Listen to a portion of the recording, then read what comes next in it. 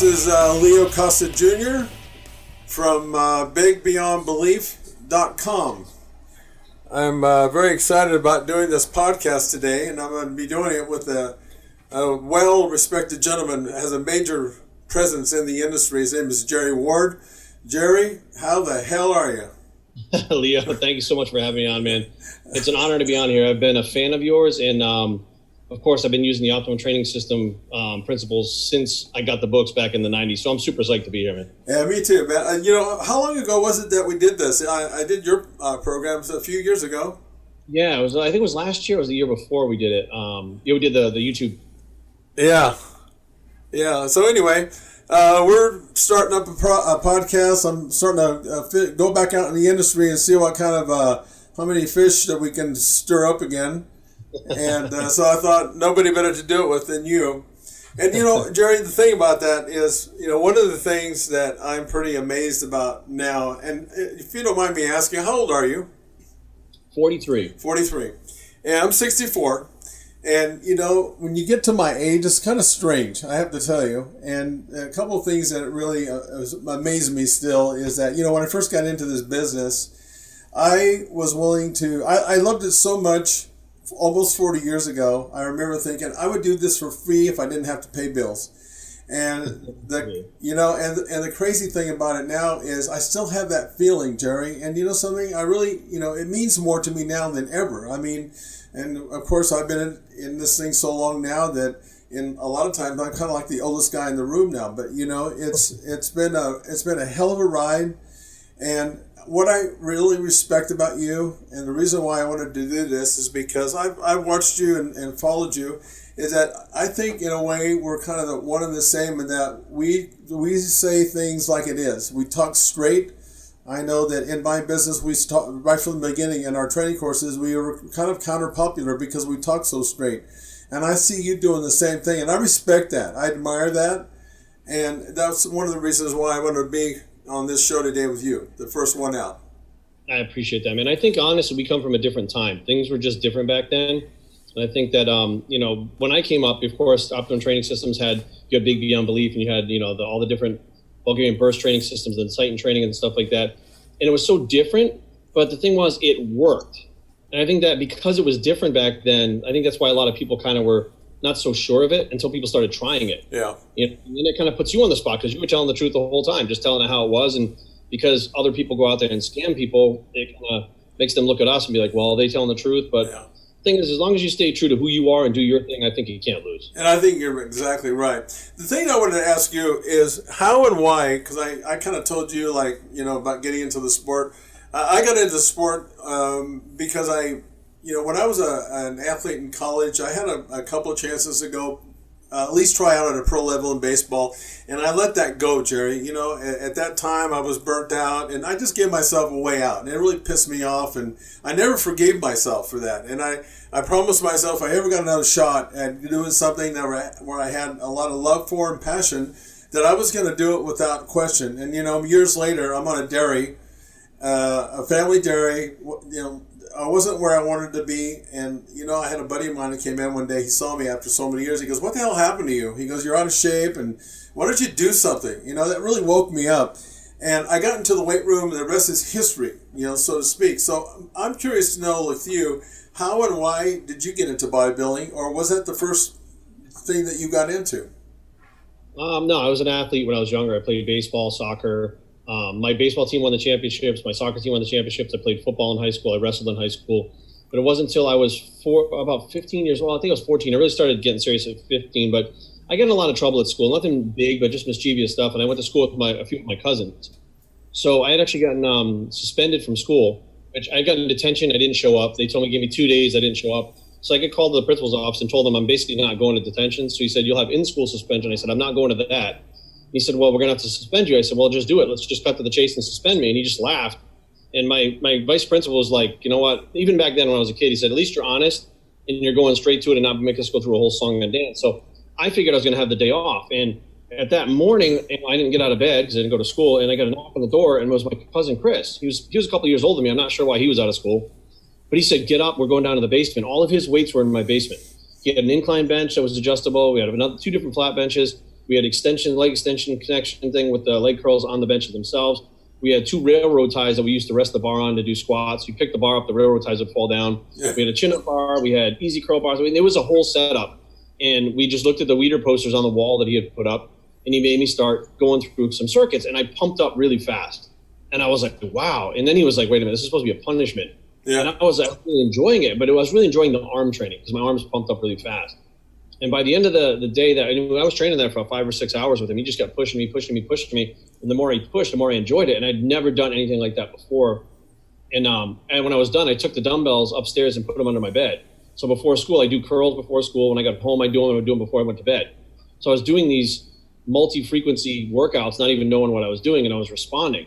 And then what happened was all of a sudden people at school started to notice.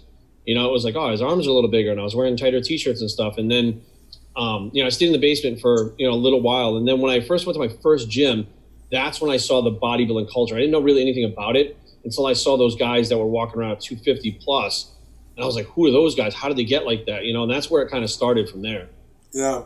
And, it was kind of something similar with me because, I played football, and the position that I played in, we were not, believe it or not, back in the 70s like that, 76, the guys that played the specialty positions, they were not to be in the gym at those days. It's hard to believe. It was just mainly for the linemen, And in fact, they'd make us run extra wind sprints if they found the receivers, quarterbacks, anybody like that in there, believe it or not, years later.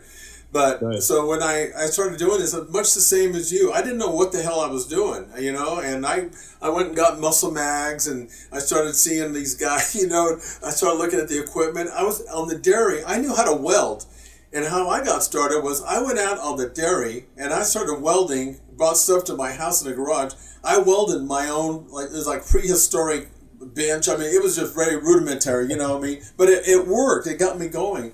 And I'd go in that damn garage not knowing what the hell I was doing, just reading. And then all of a sudden it's like, 6 months. I'm like, I kind of like what's going on here, So that was the progression. And then I went to my first gym. I'd never been to a gym before, a health club. And this is where I met my partner, Russ Horine.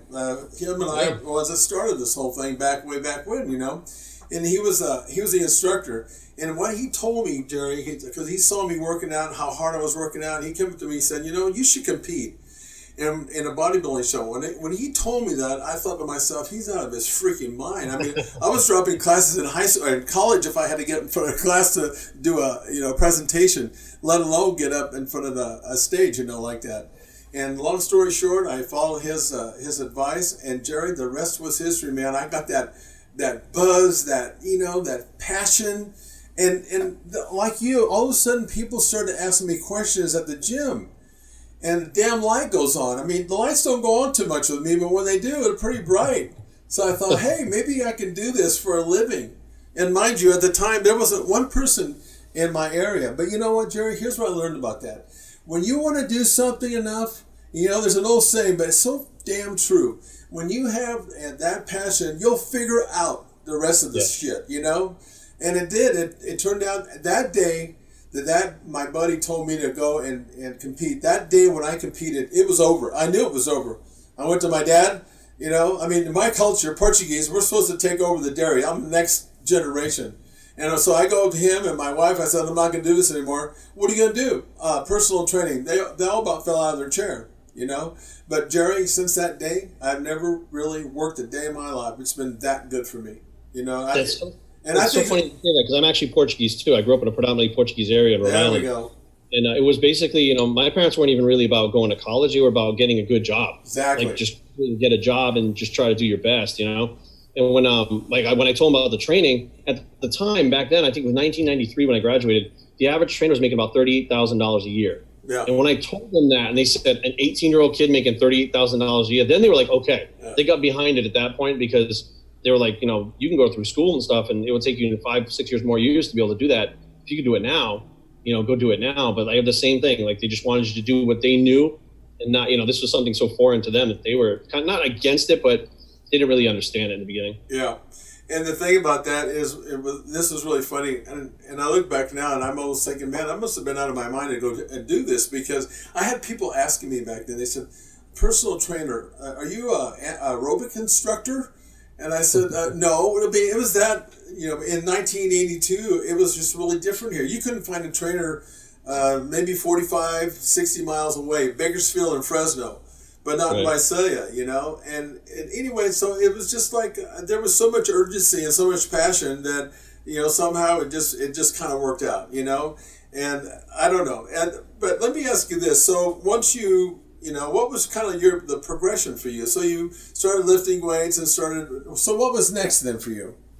So I went to this gym called Rhode Island Hard Bodies, which was like a little gym. It was all rusty. It was very much like the Metroflex now. And it was a hardcore gym, And back then it was, everybody's still wearing the towel tops and the string tank tops. It was, most gyms were hardcore that were in my area. There weren't really many fitness places yet. There was Bally's that was starting to take off. But when I switched to Gold's Gym in Somerset, Massachusetts, I met Al Thurston. And Al, he ran that gym, but there were posters on the wall that said, if you're looking to compete at this competition, see Al for details. So I sought out Al. I was about 135 pounds as a 17-year-old kid. And I found Al. He looked like the Gold's Gym guy. He was jacked. He had a bald head. I was like, wow, it's the guy off the T-shirt. Yeah. And, I told him, I said, I want to compete. He just kind of looked at me like, are you crazy? But it was a natural league called ANBC, the American Natural Bodybuilding Conference. So the guys weren't really big to begin with, but that gym had a bunch of natural bodybuilders. I mean, they were all training there and stuff. So I kind of understood what came along with it. And I was like, well, I just need to if I want to do this, I need to make this commitment. And I did. I committed to it. I had no idea what I was getting myself into. And Al took me in his office and he ran something called the Gold's Gym Nutrition Analysis at the time. And printed me out a diet, gave me a workout. And he would actually kind of come in the gym and watch. Like as I was, weeks went by, he was watching to see if I was doing it. And when he would see me doing it, he'd walk up and be like, okay, adjust your form a little bit like this. Like he started showing more interest in me and the other people that were competing that were kind of under his wing. And I stepped on stage, got my butt handed to me, and could not have had a better time in my entire life. I was so excited to be a bodybuilder, shaved my body, put the tan on. Everybody thought I was nuts. And I was still a senior in high school. Yeah. They thought I was crazy. But that was it. You know what I mean? Then I started buying Muscle Fitness and Flex, and then that's where I got to get to, And then the first guy I saw was Achim Albrecht, the big guy from Germany. I remember him. I was like, that's where I want to be. Because I didn't know anything about the size. I kind of knew about Arnold and stuff. It wasn't a lot that I knew. Like I didn't know who Mr. Olympia was or anything at the time.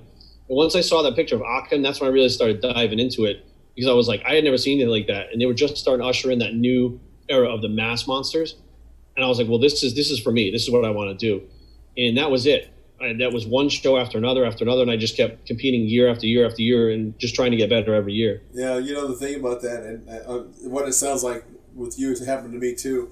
It's like after that show, and then like I did, and the next show, it's like the bug bit me so hard, and it was almost scary because it not only did the mindset that came along with that, because as you know, in order to be able to keep going up the ranks and getting better,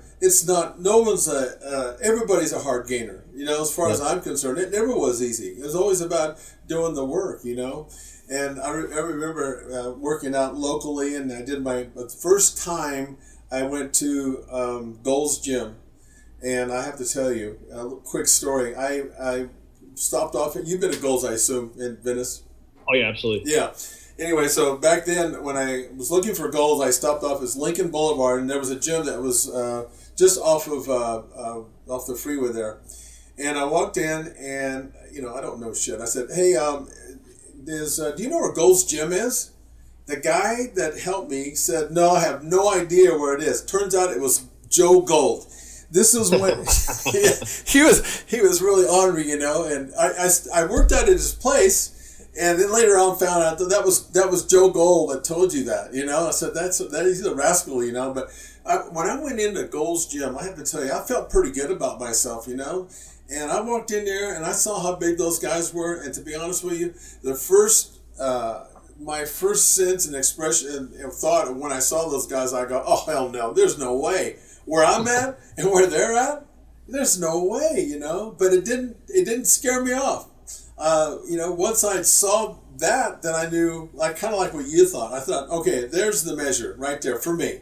That's what I want to do, and of course, it was just about putting that amount of time and meeting the right kind of people along the way. One of the guys that I met that really changed my life, few of them, was, did you ever meet Vince Gironda? No, I didn't. The He Iron, passed away before I get to meet him. yeah, the Iron Guru. And I was fortunate enough. I went to watch a Arnold classic. And do you remember Bob Green? He used to write for one of the magazines. Yes. This is Yep. going back a ways, And Bob was on that flight coming back, and I realized that he was living at the time above Vince's gym. And I wanted to meet Vince. I mean, he was like the Iron Guru, for crying sake, And he said, yeah, I can set that up. And anyway, I went down there, and I have to tell you something, Jerry. It's so weird. When I went down there, he met me outside of the gym. He said, "Wait here. I got to go ask Joe if it's okay for you to come in." I'm thinking to myself, "What the hell?"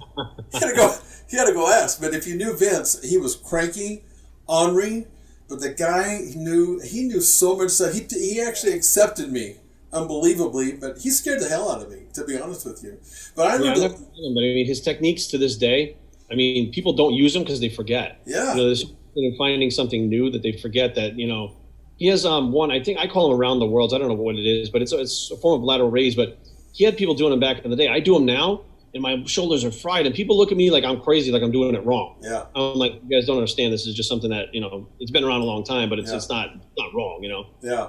Yeah, and Vince was all about, and what I learned from Vince was that it wasn't about lifting an enormous amount of weight. It was about the angle that you put your body at to make that muscle fatigue. That's what I really learned from Vince. And he had so many, I mean, you're right, he had so many weird exercises that I had never seen, Yeah. And I was lucky enough, especially now looking back, I was lucky enough, he took me under his wing, and I swear to God, I thought he hated me the whole time, but he actually liked me. He told me, because, as things go, I kind of like you Portuguese, he called me that. But he took me sort of under his wing, and I'll tell you what I still incorporate the stuff that he does in my studio in Tulare. I did a kickback raise. It was a tricep kickback with a raise, and you bend over and you put your elbow up. You're all isolated, and it still works. Some stuff just always works. It's one of those things. But Vince was quite a pretty amazing guy. I mean, I tried to shoot a video with him, but he was so hard to get along with, and he made it so difficult that we could never put something together, and I wish we would have, When's the last time you were out at in Golds? Was it that last time? You and I almost did a YouTube shoot. That was last January. So usually I go to the LA Fit Expo, and while we're at the LA Fit Expo, we go to Golds at least one day to train while we're out there. Oh, yeah. I mean, the thing is, like, they charge you like $50 to get through the door now for like the day. Like, that's insane. And you don't see a lot of the stars there. And usually, like, you see a lot of people from the expo and stuff go, and it gets pretty chaotic because the expo's in town. Yeah. But I think that a few years ago when I went there, maybe 5 years ago or so, it was a different vibe than it is now. Totally. People in there training hard before. I go in there now, and people are not training hard. There's CrossFit set up in there, and there's a lot of people with their phones filming and stuff like that. And I'm just like looking at it, going, "Listen, this is gold. This is where you used to go to get after it. You know what I mean? This is where you came to level up a notch in your bodybuilding career as far as training and learning techniques. And you have like Charles Class trained there and all these guys, and Mr. Olympia trains there, and you're thinking to yourself, like, what the hell happened to this place? Like, it's turned into like a circus now, as opposed to like some place that used to be the place that you went to become better yourself. Yeah, totally agree with you. I mean, I'm still a Gold's Gym member. I go down to LA once a month, and I'm always there opening up Gold's Gym with all the other guys that are there early in the morning. I see Charles quite a bit, actually. Yeah. But you're right.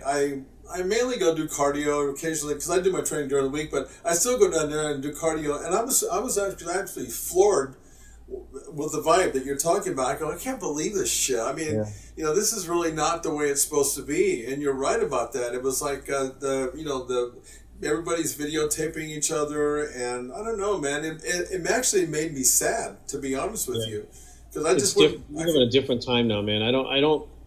I guess it's everything. I guess it's not just bodybuilding, but like part of the reason why I kind of got out of bodybuilding and competing and stuff.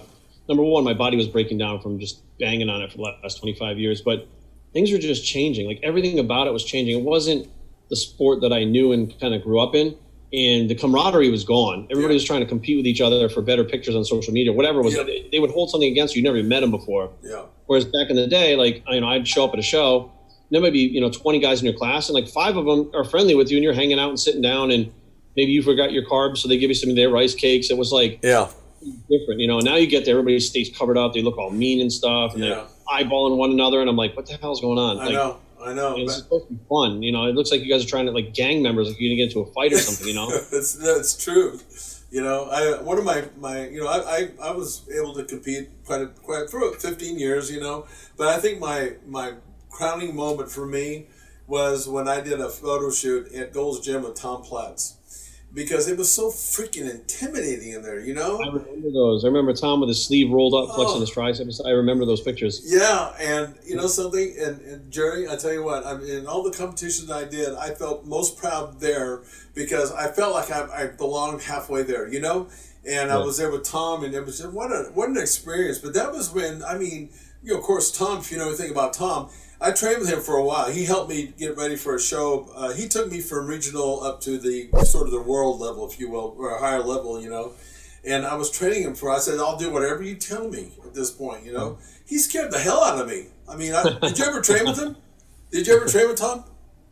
I've never worked out with him, but I know, I mean, of course, just from being around long enough, you know how he is. And I've seen him put people through workouts multiple times. There was a woman he recently put through a workout.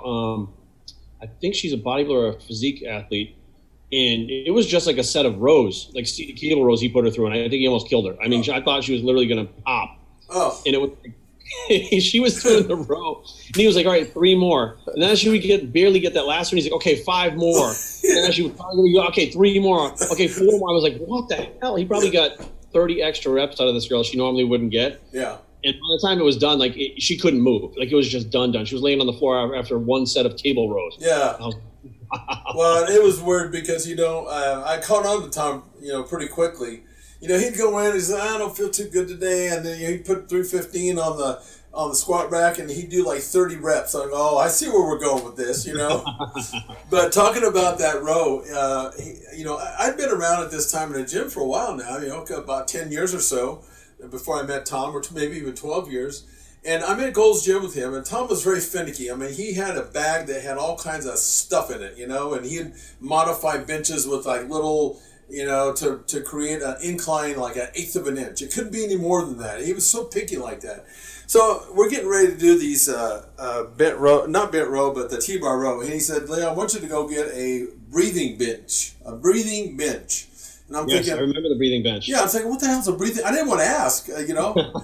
Anyway, so I brought the bench over, and then of course I soon found out what the breathing bench was, because we were sorted out with 75 pounds on the T-bar doing reps of 100 for crazy sakes. I mean, it was, and it just got worse from there. You know, we never got below like 50 reps. We lightened the weight up. I was sitting on that bench, hunched over, breathing, bleeding out of my hands because of the calluses. And he said, "Oh, don't worry about it. I have some tape. Tape it up." And it just kept going. I mean, it was like that. I went home over the weekend, and Jerry, when I woke up the next day, I couldn't straighten my arms out. I had to call my wife and said, "Bring some hot towels," because I can't move them.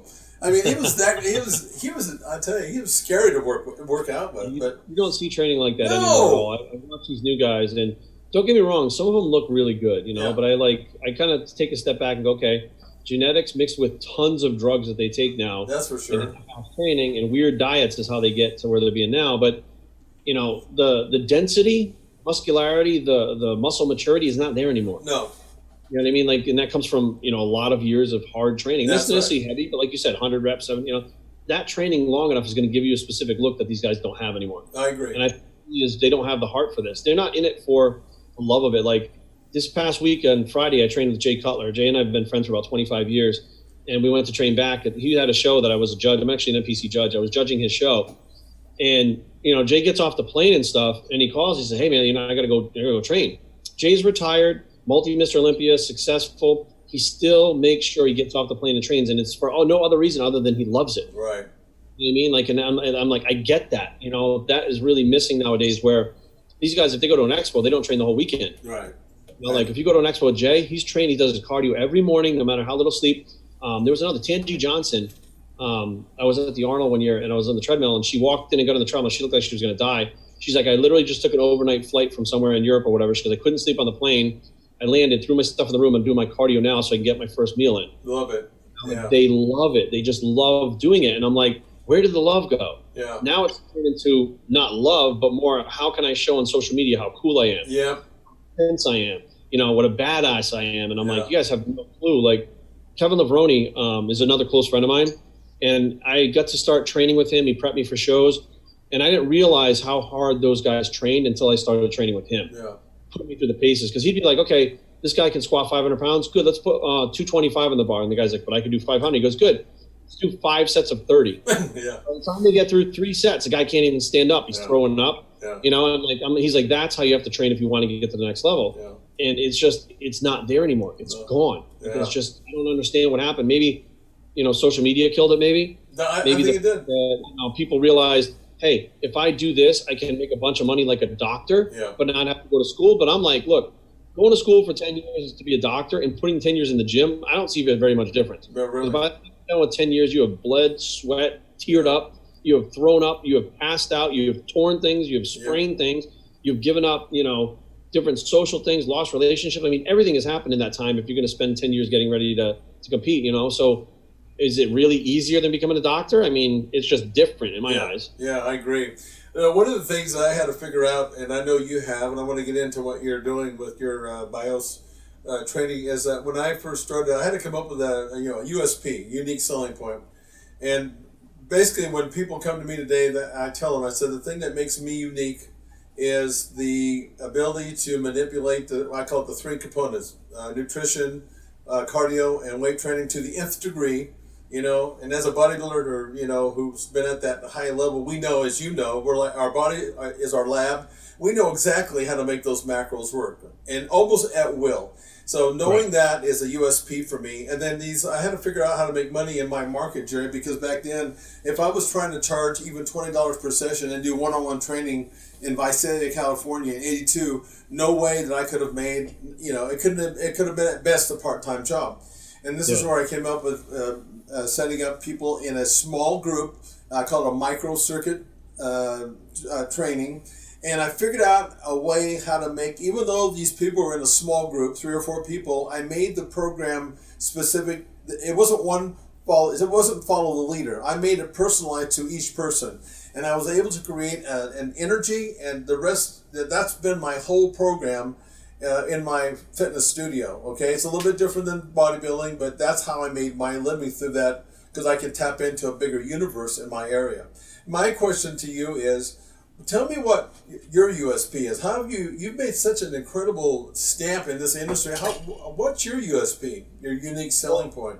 Just for the people out there. I got to give credit where credit's due. I mean, part of it is your principles. Of course, I worked with Phil Hernan too. And Phil, of course, has very similar principles to the Optimum Training System. He used to be you guys' front man for the company. Yeah. But you just said that, the carbs, proteins, and fats. Well, the 3 inside BIOS 3 training, that's what it is. So I call it the biosynthetic training, meaning the biosynthesis as far as creation of human tissue or living tissue through weight training, cardio, and diet. Now, my thing was, my unique selling point was, I was doing diets for other people's clients because they didn't really understand the diet. But if the other trainer wasn't training them properly, the diet didn't really work. The diet had to work with the training. Right. So I stopped doing that completely, and I said I only do whole programs because the training, cardio, and diet have to work together in synergy. Yeah. If they don't support one another, it's not going to work. And what happened was when people heard that, they realized, like, wait a minute, that's I've just been piecing things together, throwing it, and they're not working. Maybe he's right. Maybe that is how it works. So once they started giving me a chance to see, and of course I had people that I was training, like I had turned pro in the IFBB, pro in the NGA, pro in the Muscle Mania. I had a lot of bikini girls that were training with me at the time. And that's when people really started going, wait a minute, there's something to this synergy. Now, I kind of learned about synergy through Health for Life. I don't know if you remember them. I do. Yeah, I do. It was like something, legendary abs they had and maximum. And I learned that by putting certain exercises in certain ways, it causes synergy, right? Because you can use a pre-exhaust system, you can use a multi-joint, you can use whatever, but all of that stuff is not really going to do much if your diet doesn't support what you're doing in the gym. Right. So I'm like, wait a minute, it's not just synergy with the training. The synergy has to work with the cardio, it has to work with the diet, even the supplementation, and even if they're taking drugs, all of it has to work together. Yeah, that's so right. That was what I came out with, and I got some resistance at first. People like, just train, just eat, just this. They try to break it down to like such simple stuff, and I'm like, you guys are not understanding. Like, yeah, you can just eat, but look at the results you got. Yeah. I don't want to gain 1 pound in a year. I want to gain 1 pound in a month or 2 weeks. I want faster results. I don't want to wait 10 years. I want to get them in 5 years. Yeah. So there's an optimal way to train. There's an optimal way to eat while you're training like that. Like optimal is where it's at. And then what happened was people just kind of were still getting the slow results. They were watching me, and then I started documenting them on YouTube. Yeah. When I started documenting myself get ready for a show in like 3 weeks and step on stage and get like second place, they were like, how did he, you know what I mean? They started wondering how it was working, and that's where it started to grow from there. Yeah, and that's, and then, I've asked myself over the years, and I had another moment, I wonder, okay, am I still relevant? I ask myself those questions every once in a great while. And in this industry, because of what I was seeing on social media, I was watching, I'd go on Google, and I see so much crap on there that these trainers were professing. I'm thinking, they're full of shit. This is not right, So that kind of got me out, and I thought, I did this book. It's just a book of blogs, really, and it's exposing fake trainers. And I got on this rampage. I'm not sure if it was good for me, but the whole idea behind that was just to clean up the stuff that's being misrepresented out there. There's so much garbage out there. And it all came down to what you're saying. So many of these trainers out there, and there's some good ones, but most of them are not, because they don't really understand how to put those three components or what you're talking about together. And you know something? You know as well as I do. You leave one of those out, and you're severely compromising. And most people don't get that, And that's been, So my solution then was, okay, I'm going to develop this health and fitness app. The app that I have developed is based on the training that I do in my gym. It's still based on those three components. And I developed this app. And I'll tell you what this app does for a lot of trainers out there. It's a tool, because most of them know of those three components. Most of them seem to have more of a handle on the training, and not all handle, but they have more of it on the training than they do, especially with nutrition. So this app that I'm doing actually fills a gap, because it says, I go to trainers and say, look, I'm not going to compete with you. It's just a way to, if you know more about the training and you need help with cardio, setting up a coherent cardio program and a nutrition program, I just fill those gaps in to help these guys on what they don't know. Because that's where this industry is getting screwed up, is that these people out there, I think it's social media, they know just enough to be dangerous, and they're hurting people, Yeah. And it's really irritating. I hate to see it. A lot of them, these trainers are beginners. Like, they don't really know. You know what I mean? It's like when we first started training, like, you would have to go get your certification, then shadow somebody for a certain period of time to learn different techniques. You might shadow 4 or 5 different people where you're not even getting paid. These people, what they do is they go, okay, well, I can make $75 an hour. Like a doctor makes that. I don't have to go to school. Yeah. Okay, they go to their Instagram and they put professional trainer or personal trainer or whatever on it, contact me for details. Yeah. And then they charge $75. And I'm like, that's it? That was your whole qualification was you decided to do it. Yeah. And there's really a way to check it, So that's where, but, and now, like, I don't know if you've noticed this trend now, but I've noticed, like, because I've been doing the YouTube and the social media thing for about 2011 I started. So it's been out there for about 8 years now, and I'm noticing trends. So the big trend was all those people jumping in trying to make money. And what happens is when they start not making the money they thought they were going to, they start dropping off left and right. Yeah. And then what happens is, let's say they're not making the money, but their clients are not getting the results. Their clients start dropping off, then they don't have income. Right. So like a lot of them are dropping off left and right because they just can't make it because they obviously didn't know. Yeah. And it took a while for people to actually understand they didn't know. But then what happens is those clients start spreading the word on social media really quick that this person doesn't know. Right. And it kind of just dissolves what they had tried to build to begin with. So I'm like, it was really bad a couple of years ago, and I've noticed it really curtailing now to where people are at least trying to get like NASM certifications or ISSA. They're trying to get like the bare bones minimum before they get out there and start trying to make money. But I really believe that they don't honestly understand. I mean, they understand training techniques because they'll go online and read them. I mean, we used to read books and stuff in there, but they don't know how to apply them. Exactly. They don't know how to apply progressive resistance to something like a force rep. They just know how to do the force rep. So they're just kind of throwing stuff at the wall to see what sticks. But at this point, it's starting to decline. Yeah. They're realizing it takes more work to be a good trainer than they wanted to put into it. They thought they were going to make easy money like a doctor. Right. You wound up having to really hustle and bust their ass for it. And then if the client's not getting results, you got to know why. You have to be able to figure that out. Yeah. If you can't figure that out, then you're in over your head. And I think now we're starting to see it's starting to level out where people are more respecting actual trainers that have been around for a while that have got results and starting to kind of question these new people that pop up. Yeah, and and the thing about it is that when I was working I've been down in the LA area, and especially like in the, so many of these trainers are like, this is something they're doing in between auditions they go on for a movie part. You know, Okay. they just fill the gap in, and you know, listen, I'm not against anybody trying to make some money, but it almost makes a mockery out of the people that are out there doing some serious and good work. And you know, you said something that's 100% right. The difference between a great trainer and the others is that the great trainer can tell you how to do something and why, the why of it. And this is what the guys that are fakers out there, they can't tell you the why. They can tell you the how because, yeah, you can figure that stuff out if you go on the internet. And this is where I think the internet sometimes it's kind of hurt us a little bit that way. It's helped, but it also is kind of hurt because, yeah, you read this stuff and you try to go apply it. You know, and that's where the real issue is, and you know, and one of the things I've really respected about people in the industry, whether it be bodybuilding or a guy like Tiger Woods, anybody that's had longevity, you know, one of the things that you realize that those guys are, you know, they've really figured this thing out, and to the point where they do know the why. And they're not sticking around, you know, because all by accident. They've had to figure this stuff out, put the time in, and fail a lot. You know, it takes that, and that's the part that all of a sudden starts making these people weak in the knees, as far as I'm concerned. Yeah, I mean, the thing is, you have to understand what's going on. Like, we look at Tom Brady as a good example of somebody that evolves. Yeah. Right? We've evolved with this stuff too, right? You know, maybe we figure out a new way to manipulate, you know, certain exercise or whatever, a new angle or something we never thought of or something like that. So you have to be able to adapt too.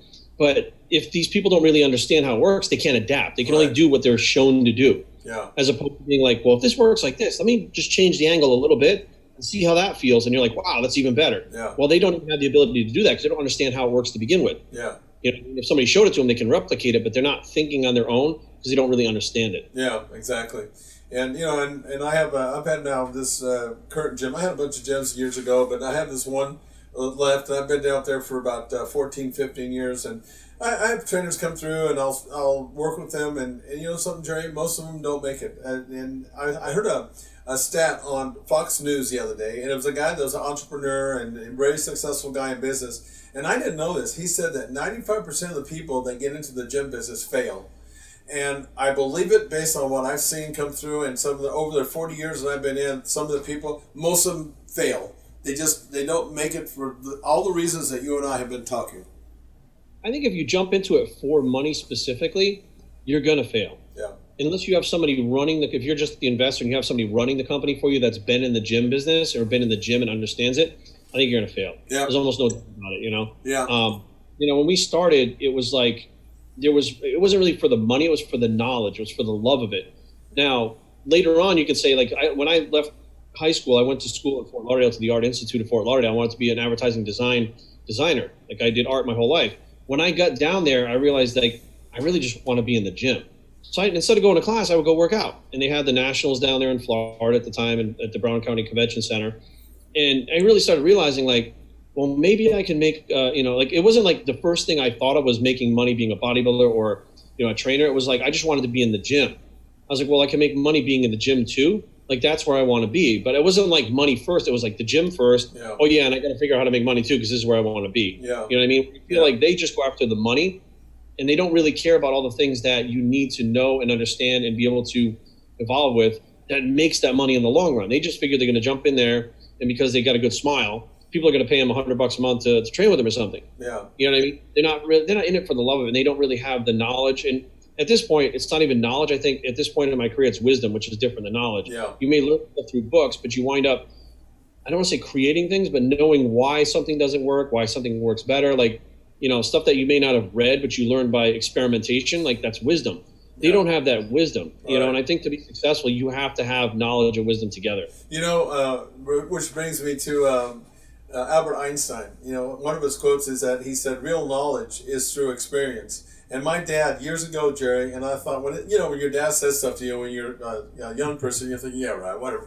He said, look, son, he said, you can't replace first-hand experience. And I didn't really get that until I've been now around this long. And I thought, you know what? Albert Einstein and my dad were both right. And it really is hard to replace that firsthand experience. And I've come, I guess, full circle now, Jerry. When I first started in '82, I was like the student bodybuilder. I was hungry and bodybuilding, and I was learning through bodybuilding. And then, as I'm evolving a little bit, then all of a sudden I became a personal trainer, where I wanted to share my experiences with that person. And then it was about now, becoming somebody who is putting people into their own business, or I'm myself into my own business and my own gyms, which I still have. And then it was about putting people into their own gyms. And here I am now, back to the top, and I'm still, Jerry, and I'm still hungry, and I want to learn. I'm so enthusiastic about learning new stuff to this day, to go to the gym. And again, I'm kind of wrapping this thing up. I'm really fortunate, and I tell you what, I'm very, attracted to people like yourself, because I feel you. I know that you're in it for the right reasons, and on top of that, you've made a big splash, man. I'm proud of you, and I'm very thankful and honored that you even thought about buying one of my courses back in the '80s when everybody thought I was a fucking nut, to be honest with you. First of all, thank you. Like, that's a huge compliment coming from you, because again, I really looked up to you, and I'll be honest with you, I stayed natural for a long time because I saw that you were doing it natural at that point. Yeah. Like, that was a big selling point, that you weren't on drugs, and I was like, well, if he can do it, then I'm going to do it. Like, that's just kind of where we went. But it was more about the fact that I understood that there was something out there that I was missing. Right. And I was reading all the magazines, and they had high volume routines and this volume routines and all these different diets. But I'm like, something is missing. Like, I'm not growing the way I should be. And I didn't realize that your programs would be so different. Yeah.